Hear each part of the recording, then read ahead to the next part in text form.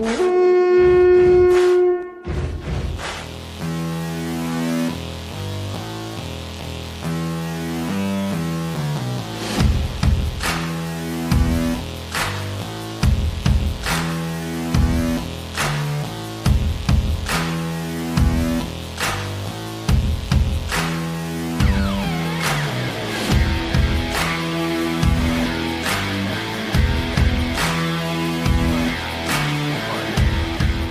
morning, Gjallarhorn.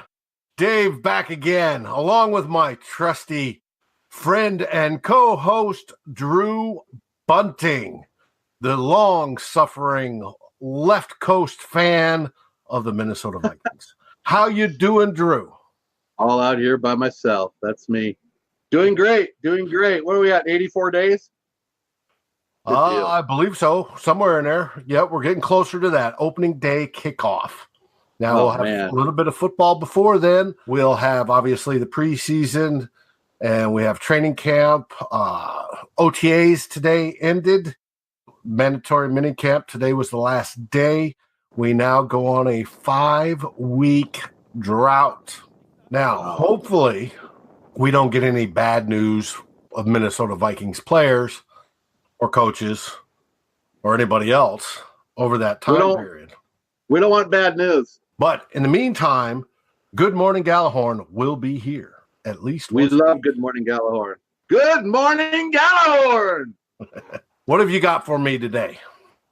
You know, I want to shoot this by. It's a grading system that I have that I came up with, and I use it to grade starters versus depth. But I came up with the name Drew Grading System. So I wanted to run this by you.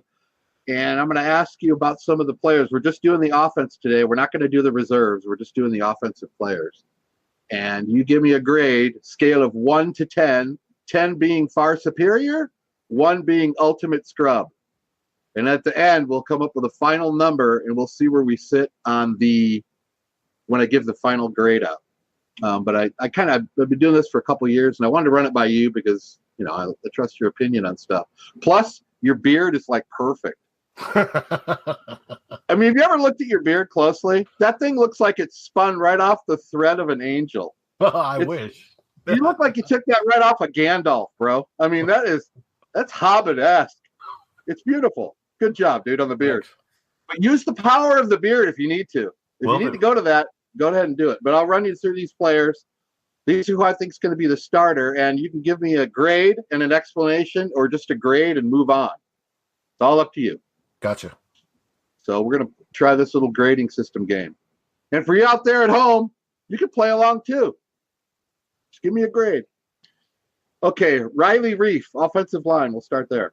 Riley Reef, left tackle. Decent player, 7. We're giving Riley a 7. Moving on. Left guard, Nick Easton. Average, 5. Next, the Elf. Pat Elfline, center of the future. Definitely worth a 6 last year, if not closer to a 7. You got to pick one number. I'll go with a 6. Pat Elfline receives a 6 from Mr. Stefano. Mr. Stefano. This is a new song I wrote. Mike Remmers. We're putting him at guard, right guard. Rem job. Mike Remmers, probably a 6. Putting him down for a 6. Very good. And right tackle, I have Rashad Hill. 5. Sorry, Shad. Okay, moving on. Tight end, Kyle Rudolph, the Roodster. 8. Good score. And now we go to the best duo of wide receivers in the league. I'm not trying to influence your answer either. I'm just stating a fact. We go to Adam Thielen. 9. Meow, meow. Diggsy. Stefan. Well, I want to give him an 8.5, but we only do round numbers here, David. We don't. 9. Okay. We don't make it difficult on the counter. Okay, now the third wide receiver spot. They're playing about in my head over and over again. We're going Laquan Treadwell, the tree stump, for the third wide receiver. I didn't want to play that number out. Huh? He's below average. You think? Yeah, we know. Statistical proof to justify it. I'll give him a 3. Okay. We'll slap him down for the lowest score yet. 3. Okay, we're going running back, Cooker. Cooker should actually have been an incomplete last year, but he was on his way to being a 9, without a doubt, possibly a 10. He was on his way to be Rookie of the Year. Good call. Bold call. I agree with it, too. Would you go 9 or 10? We'll go 9. And last but certainly not least, Captain Dreamy at quarterback. Kirk Cousins, based on his last 3 years, very prolific passer, has some issues with fumbles and interceptions. I'll give him an 8. Okay. So we run down the numbers. 12, 24, 37, 43, 46, 55, 58, 67, 75. Is that right? 75 out of a possible 110. That's what our offense ranks out at. And that is in the Drew scale between a B and a C. So, which is about right. I think that's about where they'll fit in. Right. I mean, it's the numbers when you look at the way you handed them out. I think it's pretty fair that the offensive line was the lower end of everything, and that's kind of how we look at it. But 75 out of 110, I was kind of hoping we would hit 80, but those are the Stefano numbers, and we don't argue with them. Well, there's definitely room for improvement, and I hope there is. I hope there's great improvement this year with the O-line playing together an additional year, or some of the guys, like if Easton's gets beat out by Isadora in a left guard slot, there's all sorts of opportunity. Sure. And I think they'll take it to get better. And that's got to I think you're right. Getting better. That's the whole idea. And then we take this number 75 that I got from you, and we go up against the second string guys. And if their numbers come out to be about 50 to 55 or 60, then you're okay. If your second string numbers add up to be 30, you got a serious problem. Just a little technique or a little theory thing that I use in my football life. So I appreciate that. I was interested to see what your numbers were. Thank you very much. I will put them in the bank and save them for later. No problem. Let's move on to listener questions at the moment. Listener questions! We have a few. I love listener questions. Yeah, the first listener question is from Ruby. I think I know her. I think I've answered a couple of her questions before. Just a few. She's a big. You better answer them right too, or it's Sofa City, baby. Okay, she wants to know your opinion on what you see the running game looking like this year and going into next year. I see the ball being snapped by Pat Elflein. Kirk Cousins gets it, turns around, and hands it off to Cook or Murray. That's a hell of a breakdown. That is good knowledge. That's good knowledge right there. You're not going to find that on any show besides this one. No, seriously. Like I said, in the grading portion, I think Cook is special. Absolutely special. We haven't seen anybody of that quality at running back since Adrian Peterson. Their styles are different, but that's okay. I think Dalvin Cook has a chance to be very, very good in this league. I think Murray, early in the season and then later in the season in a more traditional red zone type, short distance, spell type back, will also be very good. His style, upright style of running and fighting things. I think they will complement each other well. And I think the running game, though it may not be the majority of snaps, and I really hope it's not. I hope we don't go with a 50-50 split. I hope it's closer to 60-40 pass over run.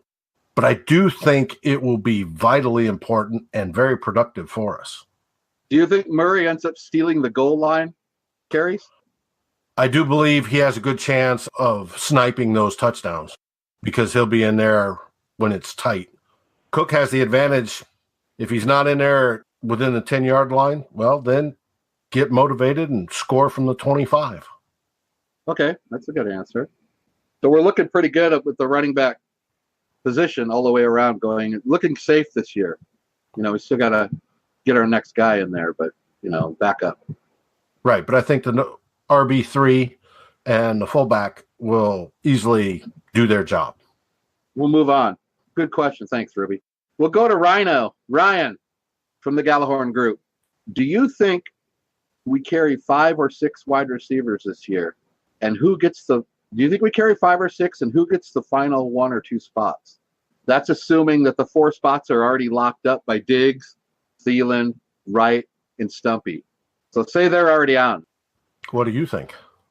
I think that we're going to carry 5, and I think the 5th will be Stacy Coley. Now, there's like 12 guys right now to choose from in terms of receiver. I don't know if it's 12, but I'm going to say Coley or that Weineke guy. That Weineke guy is 6'4", 221, which easily makes him our biggest wide receiver that we have at camp. Correct, or am I wrong? The guy from South Dakota State. I believe so. I think he's the biggest guy, and they want big targets. They like big targets that we can use on that slant pattern 18 times in a row. What about O'Neal? Coach Zimmer had him catching passes yesterday. No, come on. I think Coley's the most experienced, I think, out of all I think he'll probably get the 5th spot, but I see us carrying 5. Okay. And why the 5 instead of 6? Just to free up a roster spot somewhere else. I don't think we need 6. Right. Free it up for an extra cornerback. Meow, meow, meow. So you think we're going to carry 5 or 6? I think we're carrying 5. I agree with you that in this case, they're going to use that extra roster space on a different position. Is that you answering, or is that the beard talking? No, that's me on that one. The beard can say I'm wrong and completely. Okay. The third question is from our super fan in Gjallarhorn group. Mary always has great questions. Should Coach Zimmer continue to call the defensive plays? That is a great question. I like that they got into experimenting with him not doing it, but it's one of those things, if it's not broken, don't fix it. Sure. You think he just has too much engulfed in his mind about defense that he can't listen. When a couple songs we cut in the studio, I had to give my bass up to sing, and somebody else came in and did the bass lines. You know what? I spent half the time telling them, you're not doing it right. I couldn't give it up. I said, this is how, you know what I'm saying? This is how I want you to do it. Can you just play it like, and they were playing it fine. It was just, it was me. No, I got you. Is it like that with him with the defense? He just can't let it go? Well, he's obviously the subject matter expert. And part of maturing and coaching is learning to let, not only imparting that information on your subordinates, but to let them grow making those decisions. I think we'll see more of it. I think he slowly backs away. He may have called 95% of the plays last season. He may call 80 this season, right? And I think we'll be fine. But I still think it's his baby. That's where he knows it's the best. He does want to get over on the offensive side some more, and I think that's to the advantage of the Vikings. I think the advantage of the Vikings is having consistency within the coaching staff. You know how it goes today.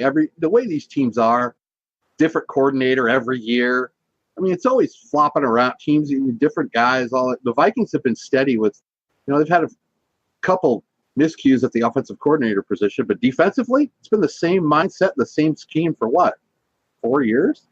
Yeah, and during practice yesterday, Zim was talking about how Cousins went up, they're practicing red zone. Cousins goes up and calls an audible. Right. And the defense that's been playing together for 3 and 4 years now, audible back and switch the position. And Zim had to come in and go, whoa, guys. We haven't even installed that yet. And he said everyone, 10 out of the 11, knew exactly what to do and moved to counter Cousins' audible. The only one that wasn't quite sure was Richardson, because he's brand new to that defense. I thought you were going to say Holton Hill because he was staring off into space. No, it's the first string defense. That's kind of cool though, that everybody knew how to adjust to it. I mean, they just started all this. So that's a good story. That's good knowledge right there. Well, it was, they were a little upset with Captain Dreamy's booyah type deal after scoring those first 2 touchdowns, and they were going to shut it down. Whether he knew what they were doing it anyways. That was like that. Our last question comes from Denver, our buddy Denver. There we go. Ready? Rocky Mountain High. The Colorado part was supposed to be yours. Oh, I can't sing. I can't hold a tune in a bucket, brother. All right, head on out. What does Denver have on his mind this morning? More numbers, which is Denver's favorite topic. He asked if you let Kyle Rudolph, Trey Waynes, Richardson, and Robeson, plus Sendejo gone, let cut them before camp, would we save enough money to free up enough cap space in order to sign Barr, Hunter, and Diggs, the 3 guys that everybody talks about? Well, there's a big problem with this. One, I don't want to get rid of 4 guys that are starters, and the 5th one being Robeson, who's an absolute imperative backup rotational player. No, it's a bad move for 3 guys that are on the roster anyways. If you look at it, if you suddenly had this epiphany to let's cut these guys to free up money, I ran the numbers using both Spot Track and Over the Cap as my sources. It only frees up a little over $6 million. $6 million on top of our little over $17 million in available cap space right now isn't going to be enough when you look at forecasting what they're going to cost on extensions. So the answer to this question is no. Okay. Very good question, though. I mean, that's probably a question a lot of people have on their minds about re-signing. I think we're all in agreement. Diggs has to be at the top, close to the top of the list. Well, he's the most important. He scores, if you look at points per play, wonderful other stat nerd stuff. The wide receiver position is one of the most important. And it's over outside linebacker, especially 4-3 outside linebacker or defensive end. So Denver loves those stats, man. You and Denver, you guys are stat cage match right there. We got to get you in a stat cage match with Denver, Rocky Mountain High, in Colorado. That's good stuff. That's good questions. Good questions for today. Well, a future friend of the show and a friend of mine, Dr. Eric Eager at PFF, happened to publish out some of his work. I'm going to be reading it this weekend, and it's absolutely delicious for those that are stat nerds. Nerd alert! Here, I got to get this shot in for Ted. There we go. University of Missouri, right? Feast your eyes on that, Ted Glover. Cool. Those were good questions. I enjoy that. I enjoy our listener questions. Our listeners, they're not fools, David. They follow. They follow the team. They follow the show. It's Good Morning Gjallarhorn. Wouldn't be the same without their interaction. Now, speaking of interaction, I want to thank everybody that's listened and watched in our first 2 episodes. Our response that we've gotten has been fantastic. We couldn't be more pleased, and we look forward to future growth. And if you're on Facebook, remember to give us a like, thumbs up. Give us a like. And like also select that bell that Facebook likes so much to get notifications when we come out. Give us a like. Give us a like. That should be it for today. We hope you have a great morning, a great day, a great weekend, and a better week. Meow, meow, Viking cow. Booyah. Skol, everybody. See ya.